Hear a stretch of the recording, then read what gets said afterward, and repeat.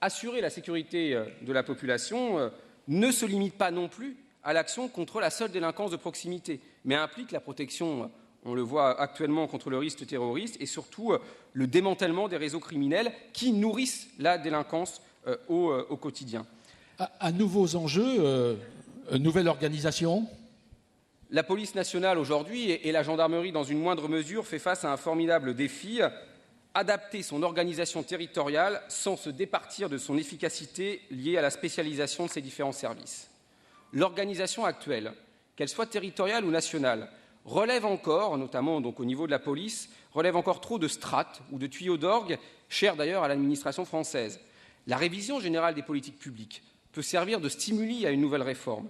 Les doublons coûtent cher et les maintenir d'ailleurs ne serait pas logique en période d'économie. En créer de nouveaux serait tout aussi absurde.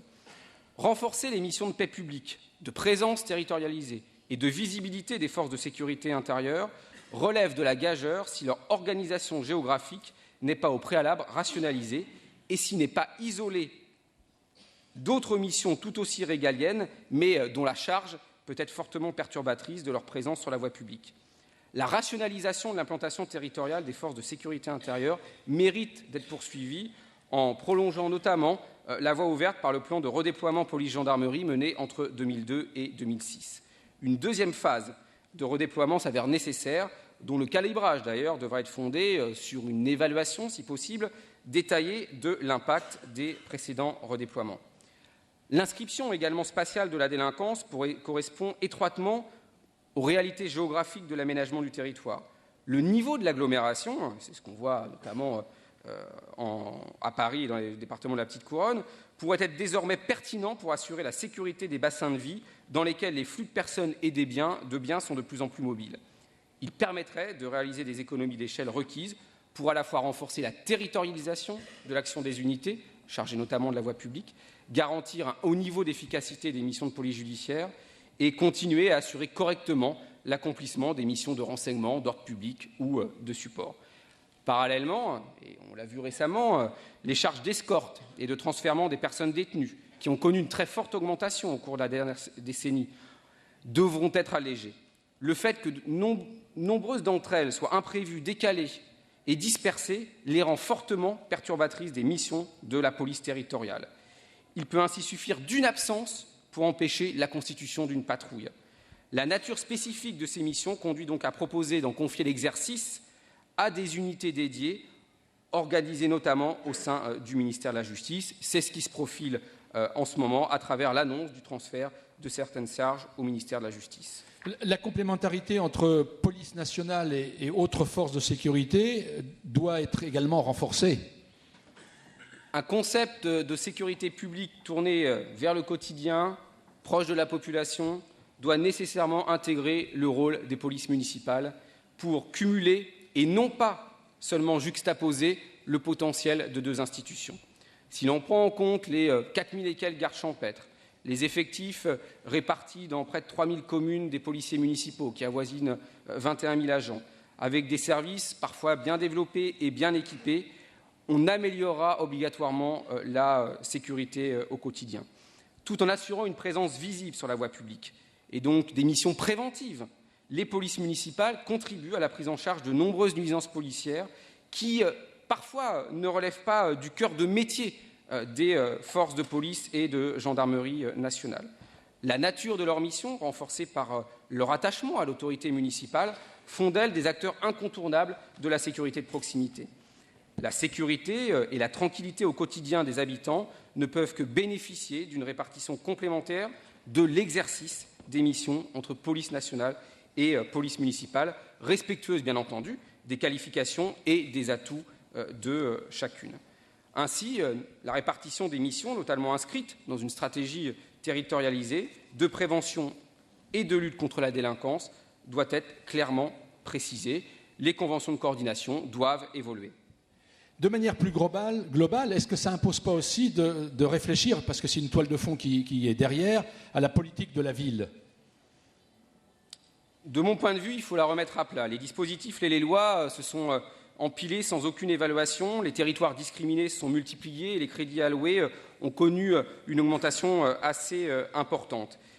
Parfois, cela s'est fait sans grande cohérence, les dotations et les subventions se chevauchant.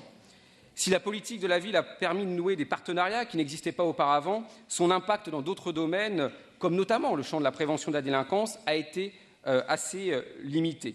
De plus, très souvent, les mesures de la politique de la ville sont mises en œuvre trop tard, quand les problèmes ont déjà atteint le point de non-retour et que l'intervention est donc beaucoup plus difficile. Dans le même ordre d'idées, nous devons impérativement sortir de l'idée que l'évaluation est un gros mot. Oui, parce que vous l'avez utilisé 2 fois déjà. Tout comme il ne peut y avoir de politique publique efficace et cohérente sans un diagnostic préalable précis et sans tabou, l'évaluation est un levier très important de tout dispositif d'action. Nos amis anglo-saxons l'ont d'ailleurs bien compris. Évaluer ne doit pas être synonyme de contrôle, de peur ou d'échec. Mais au contraire, l'évaluation va permettre des remises en cause en vue d'une meilleure adaptation de nos réponses. Cette évaluation passe notamment par l'analyse des expériences locales, qui aujourd'hui, lorsqu'elles fonctionnent, ne sont pas suffisamment prises en compte. Mais cela passe aussi par une plus grande autonomie des responsables locaux. Je pense notamment aux commissaires de police, qui doivent retrouver des marges de manœuvre leur permettant de mieux définir une vraie stratégie de sécurité publique en concertation avec les élus et avec les habitants. En matière de sécurité territoriale, les dogmes nationaux doivent laisser la place à une diversité de stratégies locales, évaluées mais autonomes, car nos territoires ont tous des problèmes différents. Vous l'aurez compris, et pour terminer, les stratégies criminelles mutent au gré des ripostes des États et des opportunités. Notre société est également aujourd'hui marquée par un retour de l'usage de la violence dans le règlement des conflits, même mineurs, et ceci tant dans la sphère publique que privée. C'est donc dans ce contexte, face à ces nouveaux défis, que l'État, les collectivités locales et les différents acteurs de la chaîne pénale doivent évoluer et adapter constamment, de concert, leurs méthodes et leurs politiques. Au profit de la sécurité, au bénéfice de la population, des citoyens, des élus. Je vous remercie. Qui vont maintenant poser des questions après avoir écouté ce panorama de Christophe Soulez qui, effectivement, en 45 minutes, nous a permis de comprendre que c'était compliqué, que souvent on s'attachait à la partie émergée d'un iceberg extrêmement complexe. Alors, bien évidemment, il a du temps pour échanger avec vous. Lumière dans la salle, déjà une main qui se lève. Le temps qu'un micro... Ce qui est bien, c'est de... Voilà. Oui, Kenoussé Meko, je suis le maire d'Auger-Rambry. Je remercie beaucoup Christophe, en tout cas pour tout ce qu'il nous a dit tout à l'heure, ça nous a vraiment enrichi. Et ma question, à la fin, là où je suis pas, enfin, ce que je n'ai pas vu dans son exposé, c'est que au niveau des banques, les banques ou les établissements financiers qui jettent aujourd'hui des millions de gens dans la rue, qui ont créé la crise, est-ce qu'on les classe dans la catégorie des criminels ou on les classe dans quel niveau? C'est une question qui m'analyse. C'est une opinion purement personnelle que je vais vous donner. Pour moi, un crime, un délit ou une contravention a une base légale, a une base juridique. Donc après, vous pouvez avoir une opinion, comme quoi effectivement, dans certaines entreprises, dans certaines organisations, les méthodes employées, les stratégies déployées par les chefs d'entreprise peuvent conduire effectivement à des interprétations visant de faire d'eux, peut-être pas des criminels, mais en tout cas, moralement, en tout cas peut-être des gens toujours pas très fréquentable. Mais pour moi, le crime, quel qu'il soit, a une base légale. Donc, voilà, quand on parle d'appropriation d'un bien, je veux dire qu'on vole, j'en parlais avec quelqu'un avant, mais qu'on vole des produits dans un champ ou qu'on braque une banque, à un moment donné, on s'approprie le bien d'autrui, ça reste un vol et c'est qualifié comme ça pénalement. C'est le grand principe de la légalité des crimes et des délits, et des peines d'ailleurs. Nullum crimen, nullum pene sine lege. Il n'y a pas de peine ni de crime sans loi. Mais la morale, c'est autre chose. Merci beaucoup. Est-ce que je peux reposer une deuxième question? Si c'est une bonne question, oui. Oui, une bonne question de bonne.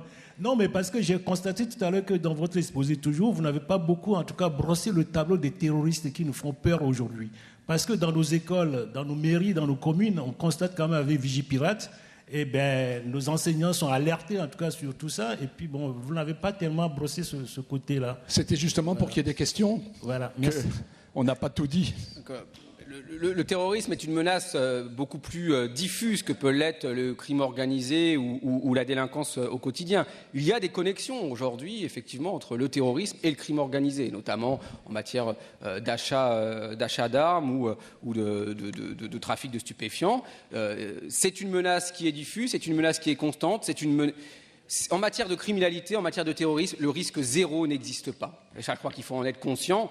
Alors c'est vrai que ce n'est pas nécessairement du rôle de l'État ou des responsables politiques de le dire. Leur rôle, c'est effectivement de sécuriser, de protéger, de rassurer la population. Mais il n'existe pas de risque zéro.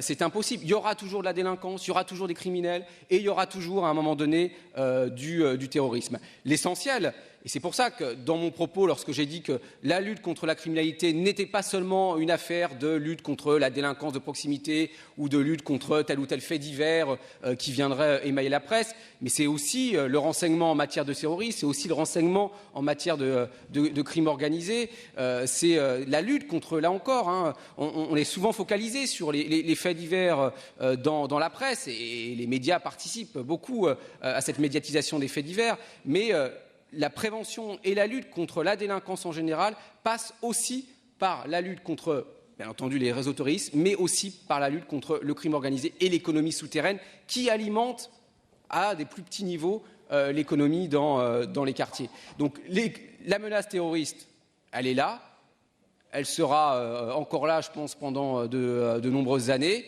Il appartient aux services de l'État qui sont spécialisés et en France qui sont plutôt efficaces en cette matière, de faire en sorte de les limiter au maximum en sachant quand même que le risque zéro n'existe pas. Autre question.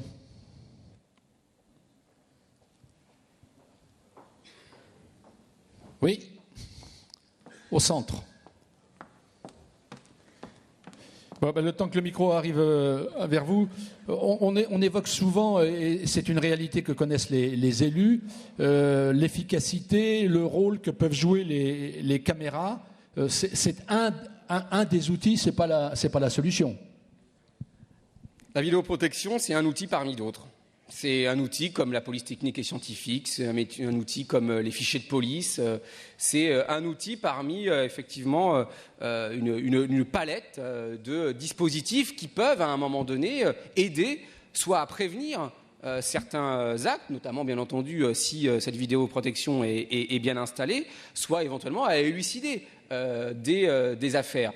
Dès l'instant où les garanties, les libertés individuelles et collectives sont garanties, dès l'instant où la vidéoprotection peut, même si ce n'est pas par centaines et par milliers, sur des centaines ou des milliers de faits, mais aider à résoudre des affaires graves, prévenir certains actes de délinquance, pourquoi se priver de cet outil qui, à un moment donné, peut participer, peut contribuer quand même à améliorer la sécurité. Il ne faut pas en faire la panacée, il faut bien entendu faire en sorte que tout ça soit encadré, mais il n'y a pas de raison de se priver d'un outil qui est un outil parmi d'autres, comme l'a été au moment de Bertillon, l'anthropométrie, etc., etc.